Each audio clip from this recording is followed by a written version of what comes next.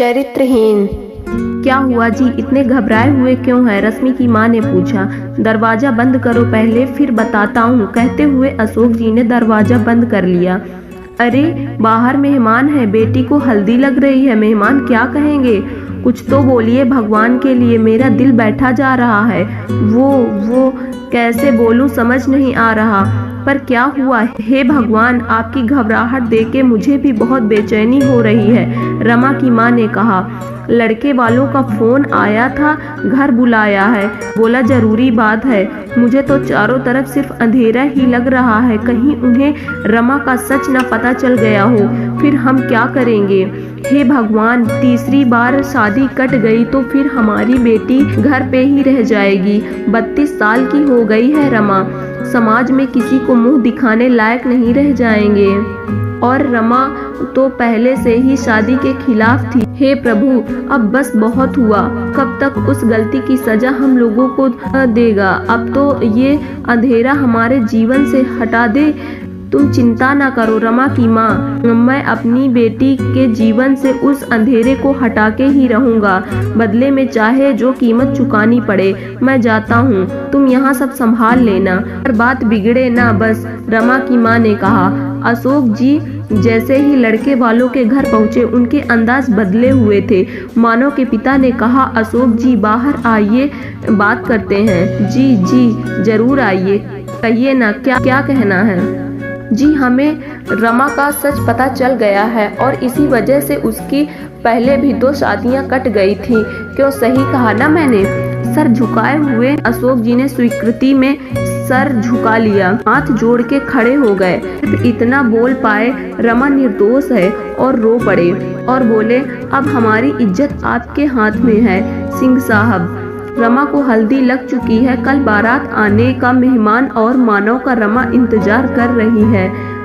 सही कहा आपने, पर हम भी मजबूर हैं, समाज ऐसी लड़कियों को कहाँ स्वीकार करता है। हमारी एक शर्त है, जो आप पूरी कर दें तो। जी कहिए ना, मैं हर शर्त मानने को तैयार हूँ।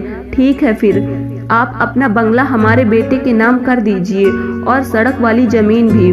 वैसे भी आपका बेटा तो कौन सा इस छोटे शहर में रहने वाला है, आगे चल के वो किसी और को बेच दे, इससे अच्छा कि आप हमारे नाम ही कर दीजिए।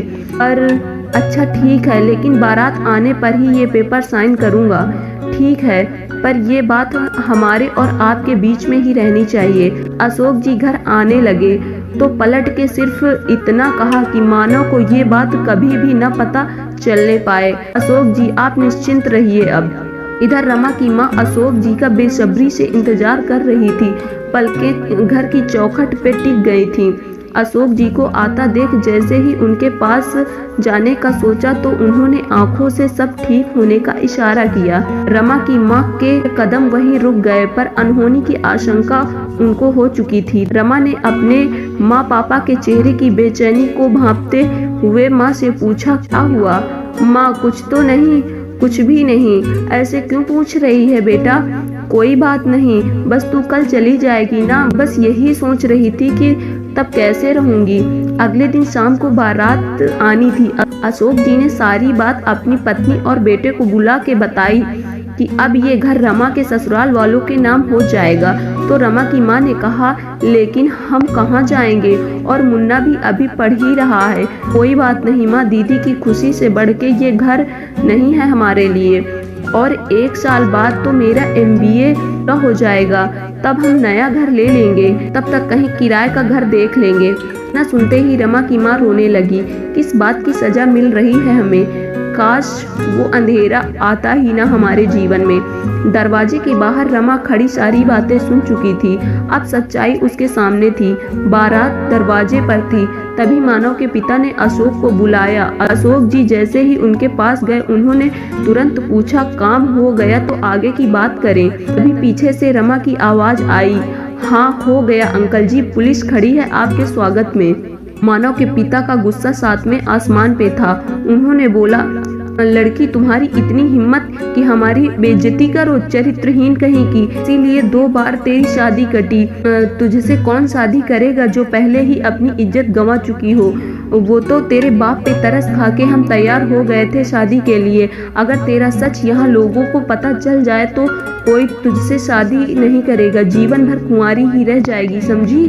फिर तो बहुत अच्छी बात है। अगर कोई 12 साल की उम्र में मेरे साथ हुए जबरदस्ती को मेरे चरित्र से जोड़ के देखता है, अगर किसी महिला का बलात्कार होने से वो चरित्रहीन और अशुद्ध हो जाती है तो नहीं करनी मुझे शादी से इंसान से जिसकी सोच इतनी घटिया हो।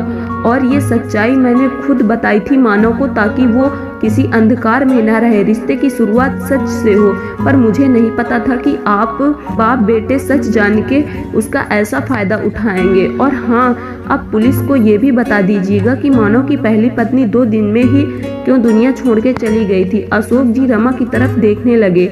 रमा ने कहा, हाँ पापा, मैंने ही मानव को अपना सच बताया था और इन लोगों ने मानव की पहली शादी की बात हमसे छिपाई थी। पापा, ये घर आपका था और आपका ही रहेगा। माँ रो नहीं, तब मैं छोटी थी, मुझे चारों तरफ अंधेरा और हर कोई गलत ही दिख रहा था। जिसने जैसे बोला मैंने वैसे ही किया और गलत के लिए आवाज नहीं उठाई। पर अब नहीं, अब मैं गलत बर्दाश्त नहीं करूँ। क्यों? सिर्फ और सिर्फ औरत के ही चरित्र की परीक्षा होती है। वो मेरे जीवन का अंधेरा था जो कट चुका है। अब मैं अपने डर से जीत चुकी हूँ। माँ, क्या बिना शादी के एक औरत समाज में सम्मान नहीं पा सकती? क्या औरत सिर्फ बिना शादी के ही पूरी हो सकती है? नहीं ना, मैं इस विवाह से इनकार करती हूँ।